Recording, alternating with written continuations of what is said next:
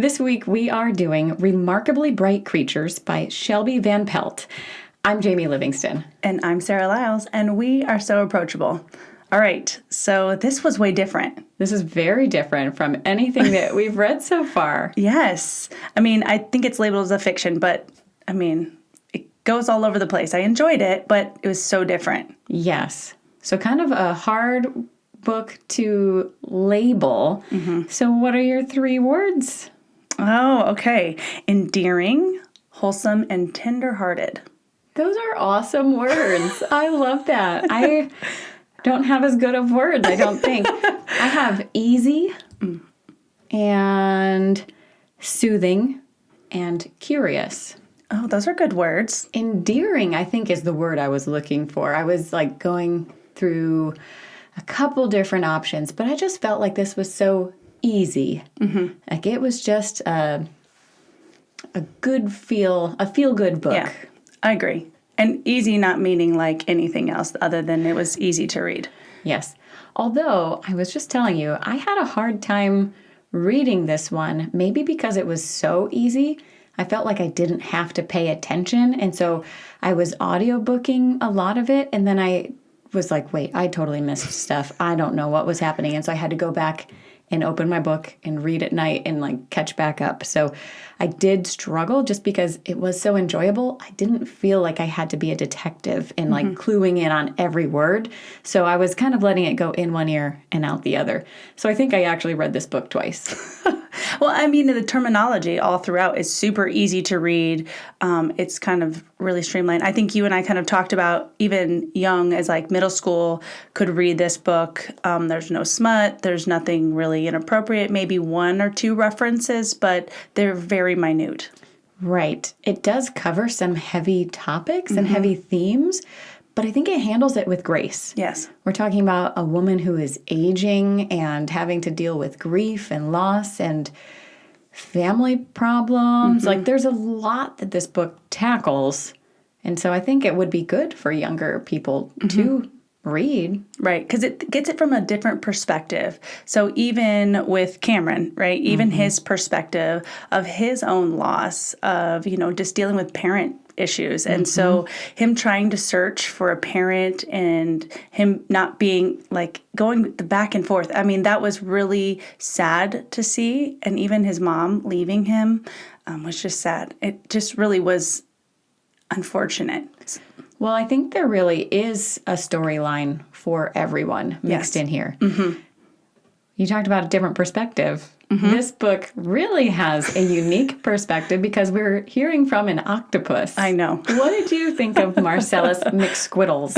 I loved that, his technical name. I know. I actually...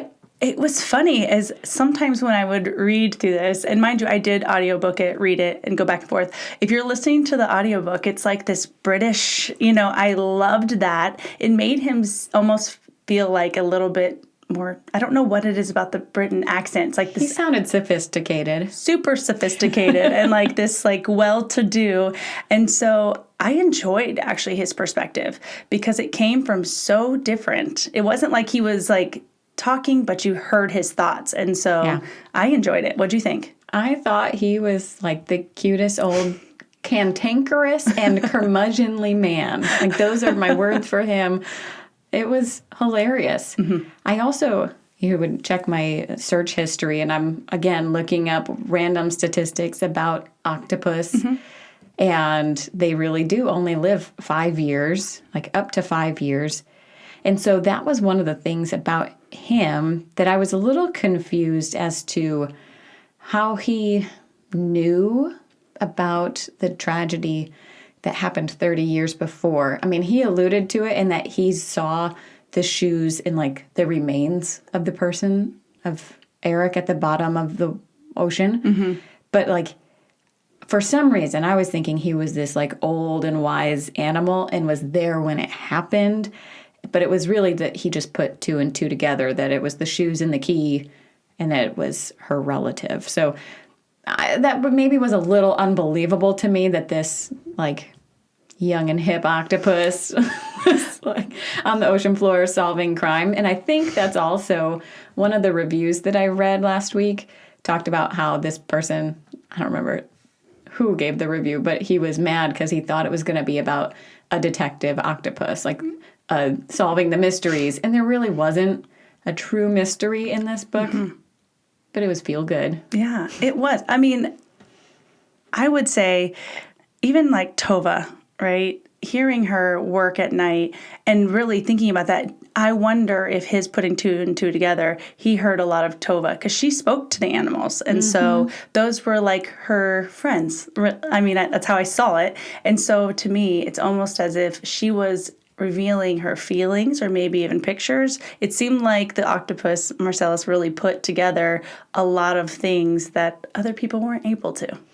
Yeah, and she had a lot of memories at the aquarium. I mean, she talked about how her son had posed on that sea lion statue that, like, Get under the tail. She had to clean the tail on. Yes. And so that's where in my brain I had thought that Marcellus had been there at that time. That makes sense. He only lives to be 5, so he wasn't there 30 years ago when Eric was a little kid.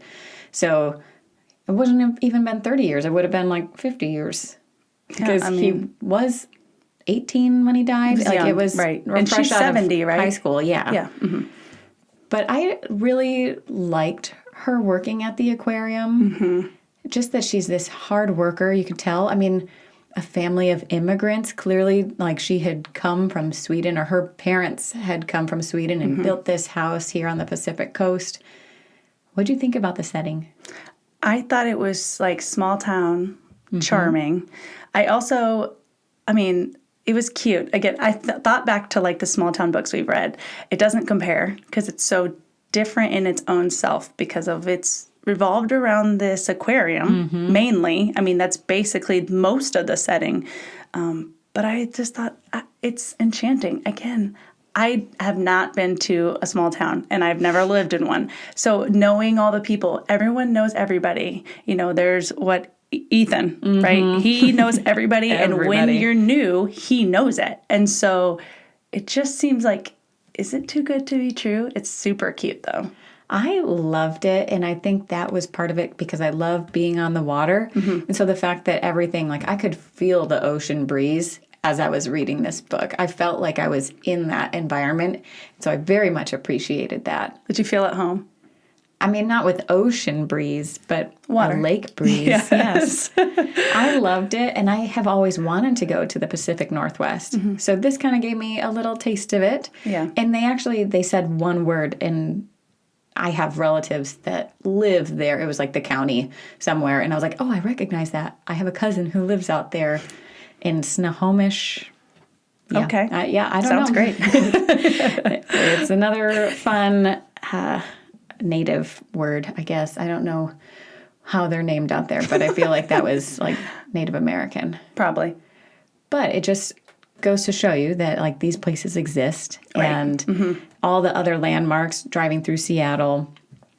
What do you think about just the airline losing all the luggage and him not getting it back for months? That is wild. Okay, but then again, I think about current times. All right, I laugh. My sister, for some reason, chooses to always fly in Frontier, but there's always something that goes wrong. So I'm like, okay, I could actually see this happening. But to go to another country and like go to a partner one, I was like, what in the world? Like, how in the world? But it was literally months later when his bag arrived. I was like, how is that even possible? Yeah. Ethan's wearing his T-shirt. I was like, that's awesome. That was a beautiful, beautiful moment. I loved it. To go back to our setting, I will say, thinking about that, this book I don't think would have worked anywhere else but in a small town. And so it really tied everything together and made it that much more wholesome. Wholesome, yes. And I love that word.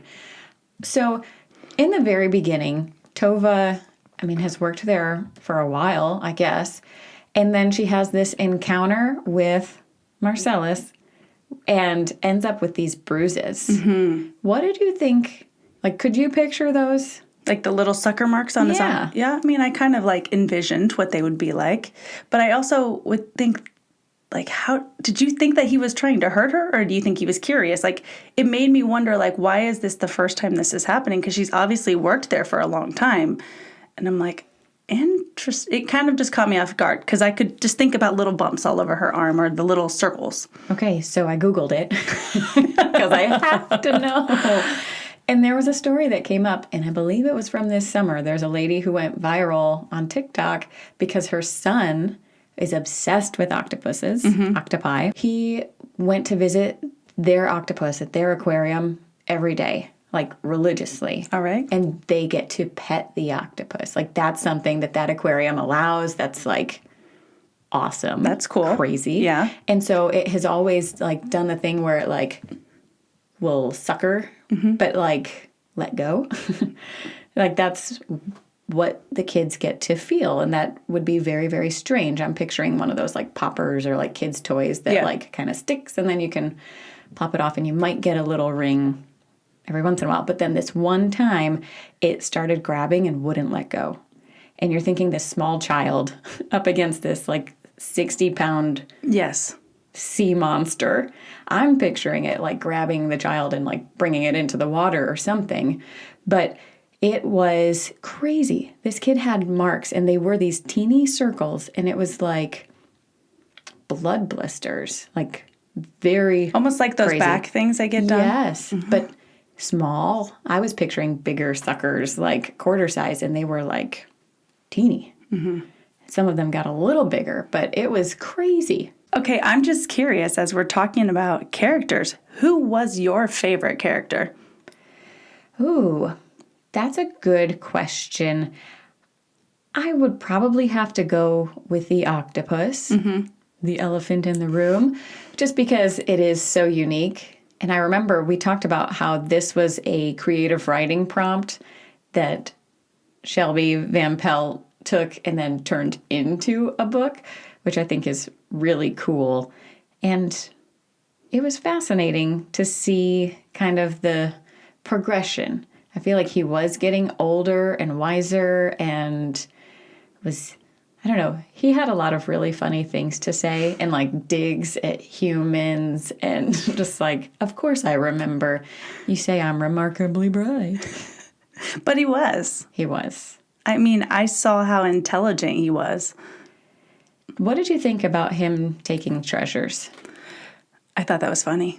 I thought it was really funny. I loved the fact that he literally was taking little bits of things and like hid them. I don't think I realized he was doing that until like something came out and was like, they were like, what was that? To where he had all the things in his den. I was like really fascinated to be like, oh, that makes sense. He has a little treasure chest in there.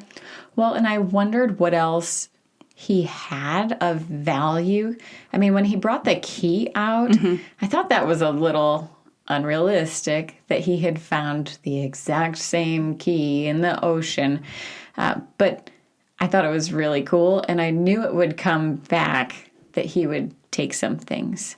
And like at the end of the book, Cameron had left his ID on the table for Terry, and I was like, that's being He's going to taken. take that. Yeah, he's going to take that sucker. And that's what I actually thought was funny when he took that. I was like, wow, how smart, number one. And then when he took the ring, I was like, and went into the eels, like, I was like, ooh, he's like basically telling them, like, stay there. Just stay right over there. I mean business. Yes. I need this. I'm on a mission. Leave me alone. Yeah. I'm old and I'm cranky. Don't even try. I loved that. I thought that was actually great to see him because he was actually really aging. And so you watched him age because he kind of expressed that he was moving slower and that he was getting older. The consequences were coming on faster. Yeah. I loved that. And so, like, to me, I was like, I think that was so great. And that he was willing to literally sacrifice so that way they would find out the truth. I also loved that he was breaking out to go and eat, like, the Chinese food leftovers. Well, and the way I understood it, and maybe I understood it wrong, did it seem like he was eating other animals out of their cages? Yes, because then it was like the sea cucumbers. Yes, okay. Because I was listening back to that at the very end, and I reread it, going, "Oh, there's more animals." Oh, duh, because he's not eating them anymore. Who was your favorite character? Oh, that's a hard one. I mean, Marcellus is great. And we really didn't see a ton of him. Like his his chapters actually were super, super short. And so that was interesting. So I would say Marcellus is probably like one of the more interesting ones. I did like Tova, though, and I really thought Ethan was funny. I mean, I liked Ethan. He was like, had this little shop way, and he knew everybody. His accent. Yes. Yes. And I just thought he was great. And I loved that he was trying to help others, like even letting Cameron park that wonderful RV in his land. So I liked him a lot. I don't think there was a character I didn't like. True. Like, everybody was very likable. It was a friendly environment. I mean, the Nitwits, I love that. Like, the old lady group. Yes. They started out knitting. And so, I mean, it was a very cute name. It was. I was like, oh, that's going to be. Remember I told you my old lady habit? That's what I like, stealing that name when I'm old and gray. And Aunt Jean. I mean, Aunt Jean was a character as well. She, I mean, I think Ethan kind of did some digging on her and had said she was a hoarder, which is funny. I mean, she sold a lot of stuff online. Makes sense. But, I mean, she was the mom figure for Cameron, like, stepped in as an aunt to take care of him. And so even she was really cool and loaned him money and wanted him to actually do something with his life. And so none of these characters were bad by any means. Whereas we've had a lot of unlikable characters lately. A lot of morally gray characters, and there was none of that in this. So yeah, I agree. I mean, what did you think about the whole unfolding? I mean, this is getting way further in the book, but what did you think about the whole unfolding of connecting the pieces with Daphne and then understanding who he's looking for was actually the best friend? And then even, going even further, how did you feel about that? Well, I was confused because I feel like early on we knew they had to be connected somehow. Like, there had to be something. And really, it was told to us, whether we knew it or not, by the halfway point in the book. Tova had talked about how her son's initials were EELS because the gravestone is spelled wrong. Like, I guess I did see, and I didn't even pay attention. That was page 168, which is like right in the middle. And so we did have the clue for eels, but I was waiting for her to say something about eels or something along. Once he got that ring and he saw that, the Simon is the guy that he was going Brinks, after, right. Simon Brinks. I was curious because I was thinking that it was going to be Eric, but it was like a different name for him or like a different identity for him. Like, there had to have been something. There was part of me that was questioning whether Eric actually died because they didn't find his body. No. They found the boat, and his body was at the bottom of the ocean for Marcellus to find. Yeah. So, like, Tova just had no clue what actually happened. I thought it was cool that he was going on this mission to find him, even though he was going to extort him. I mean, that's a method for somebody who is not well off and needs some money to go and extort your deadbeat father who walked out on you. Yes. That's a method. I also laughed because Ethan went on that road trip with him to go find the Simon Brinks office. Yes. And he said something like, extortion first, fish and chips after. Because he wanted to go and get food. He's like, all right, we can go see Simon first. So that's your, like, morally gray but then, like, Cameron redeems himself. And it is this arc. Like, did you think that he was going to just go to California, or did you think he would turn around?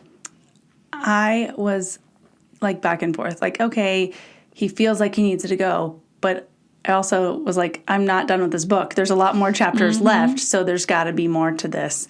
And so when he did turn around, it was like that happy go. Like, I'm so glad he did because all the pieces are about to be put in place. And so him coming back obviously unfolded everything to give it that wholesome, tenderhearted.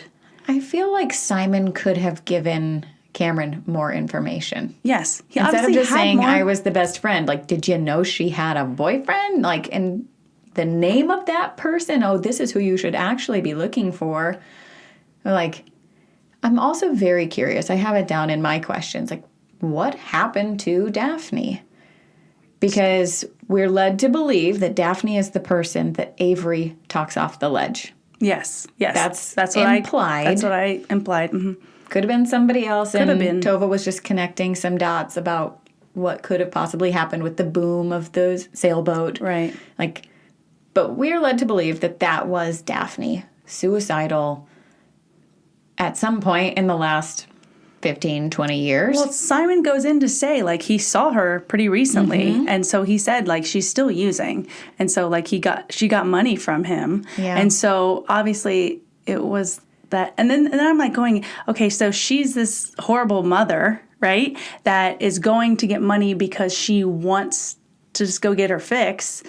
Unfortunately, seeing Cameron look for his dad and wanting to extort him, you got to think, how would you be? If your dad just left you, your mom abandoned you. Mm-hmm.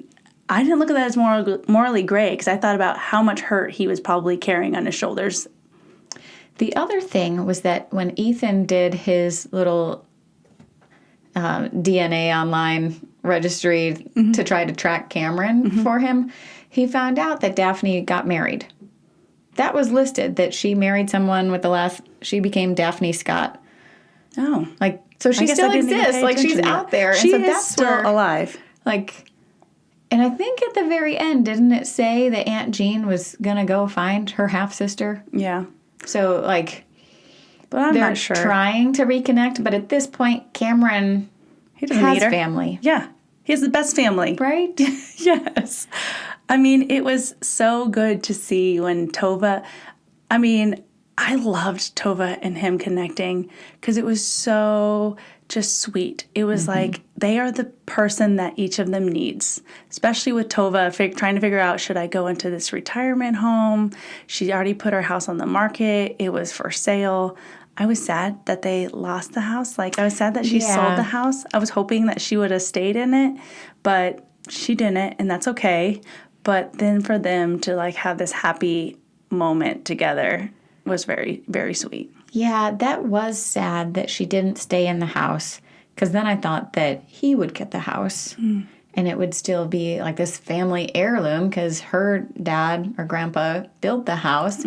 So, but it was beautiful that it was going to a family who was going to use the house to its fullest and the playroom and just really enjoy it. What do you think about the box and the floorboards? I thought I love those dollar horses. So I was telling you that my brother-in-law is Swedish, and so they come from Sweden, and they are actually in their house. They actually have dollar horses. So for them to find that one, it also made me be oh my goodness, he was trying to give you back the one that he broke. And so it was oh, it made me so sad. And then it made me really start to think, there's no way he committed suicide. Some accident must have happened. But I wish that Tova had more closure. Yeah. When she first mentioned those horses, it was earlier on when she was packing up and what's going to go to the new retirement house Chase Village or whatever it was, Charter Village. Yes. What's going to go with her and what's going to storage or what's getting donated. And she had the horses in the donate pile and then was they mean too much to me. I'm going to bring them with me, and explained how Eric had busted one. And I felt like they spent so much time on that it had to come back. And so when the fifth one was down in the floorboards, I was just oh, that's perfect. Now she has her complete set. She didn't get rid of them. So while she's getting rid of the house, she does still have very treasured memories. And it was cool because Cameron knows nothing about his heritage. And so now he is being exposed to all of this Swedish fun. Yeah, I thought it was so cool for him to get that moment with her, because that moment, more than he probably ever will know, meant so much to her. You could see in her words of just the unspoken, right? If she's finding this thing, and it was great. I really liked the language in this book, and we talked about how it would be good for younger kids. It is very descriptive but not difficult. I think in our TLDR, we talked about how this was a book for intelligent people. I don't think it was. No, I really don't either. And I think maybe because, I don't know, I judged a book by its cover and that thinking like, oh, we're talking about a super intelligent octopus, but I didn't feel like that at all. Like you said, it was easy. Right. So I feel like it could be great for younger people. I just wanted to read something that I thought was good, but it's also talking about some of the heavy themes. This is from page 236. It said, "The family tree stopped growing long ago, its canopy thinned and frayed, not a single sapling springing from the old rotting trunk. Some trees aren't meant to sprout tender new branches, but to stand stoically in the forest floor, silently decaying." I was just like, that like brought tears to my eyes that she is okay or coming to grips with the fact that her family tree is ending and that she doesn't have grandkids running around and like the little sapling branch that she had got chopped off. And like, I just thought that was such a beautiful way of phrasing that. It was a heartbreak. And then for her to find out that she has a grandson, it's just so beautiful. Like for her to feel that way, I couldn't imagine as a mom losing your spouse and then losing your son and not having closure because you didn't know what happened. So for that whole full circle to come back around and her to find out, like, I do still have family, it was very great. And I think that's why both of them were like that. So this was like a doubly magical moment that they both realized that they aren't alone. Right. And so their trees are being grafted back together, and it's this beautiful do-over. And now she can actually retire and use her time because she technically retired and then like started working at this aquarium because she thought it was easier to be with the animals than to be alone, which is sad, understandable. And I thought it was very cute how she talked to all the animals as she went. And so like her nitwit friends like gave her crap for still working and busting her butt to mop every night. And even Cameron was like, I'm wasted at the end of this. Like I am burnt out. How does this 70-year-old lady do this? Yes. Yeah. So, I mean, she put in a lot of effort there, but it was because being alone with her thoughts and in her solo home was hard. Yeah. And now she has somebody in one of those fancy little condos, and Ethan's always coming over. Yep, I did. I really liked that a lot. So we talked a lot about Cameron and Tova. How did you feel about when she let Marcellus go? Okay, so that's one of the portions I had to like read and listen to a couple times because I was very confused. Not confused. I thought that was beautiful. I wasn't sure if he actually had been released. Like I was listening and then I wasn't. And then it came back and like it wasn't talking about him anymore. And I was like, oh wait, I think that's the chapter I skimmed over. But it was so cool that she like took him down in her mop bucket and flung him in. Like that was just beautiful. But then I was like, is she going to get in trouble for that? Is she going to get caught for that? Like, does anybody care that she just took this octopus and flung him back into the ocean? I mean, and he wasn't going to live that much longer. He had already been replaced. Yes. But does that mean that I can just walk into the zoo and, like, take a monkey with me? Like, sorry, this one's almost done. I just thought, like... Again, it's small town. Even her boss seemed somebody like... must have left the door open and he just called out. Well, and it was interesting to me that... I can't remember her boss's name right now, but... Terry. Terry knew about Marcellus getting out, and you don't think he does, but then he does. And so I was like, that's really cute and sweet and funny that he does know, oh yes, he's gained weight, as the doctor said. Well, that's because he's eating all that Chinese food or the trash. I did have to laugh. I loved Cameron's point of view. I felt like he was pretty real and down to earth. But when the first time that the octopus got out, he said, "How could anyone think that was my fault?" Cameron's voice burst out. "Maybe someone could have given me a heads up on the possibility of free-range Kraken." I mean, yeah, But Tova wasn't there. She had hurt herself. So Right. otherwise she probably would have. Well, and do you think that that's the more appropriate, maybe what any typical person would do is like grab a broomstick and try to how are you going to get an octopus back in its cage? I would have been on the phone with Terry. That's true. Yes. Call your supervisor. I'm going to need to speak to your manager. Yeah. I mean, although he could have died. Well, right. It needed to be done within 19 minutes. Otherwise, octopus is dead. Yeah. But do you want to pick up an octopus? No. Also, I was trying to find it where it talked about his injuries again, and I couldn't find it. But did he lose an eye? Does that sound familiar? I don't remember that. I remember why he got his arm was... There was one tentacle that Right. was like short and Yes. was regrown. It was regrowing. But through that every time. mention of him was a singular eye. And so I Googled it because I was like, wait a sec. Do they have two No, eyes? they have two eyes. They're like weird and on the side of their heads. That's true, yes, So it could just be that only one was looking at them at the time because it's like a profile. Well, I don't know if you could actually... I don't think that they could actually look with both eyes because of where they're located on their heads. Right. But it still just felt very strange. Like I thought maybe one of them was gouged out or I don't remember something. anything about an eye. I was just chuckling because like they have two eyes and there's never a mention of both eyes. That's true. It didn't even stick out to me, but I don't know. I don't think I was thinking about his eyes. I was thinking about, he's so sweet. I love his little smart face. So I am curious about how the movie is going to be with this because that's coming out. Production has wrapped. You gave me a date and then I tried to Google it to double check that and I couldn't find it anywhere. But It was saying allegedly fall. this fall the movie's coming out with Sally Fields.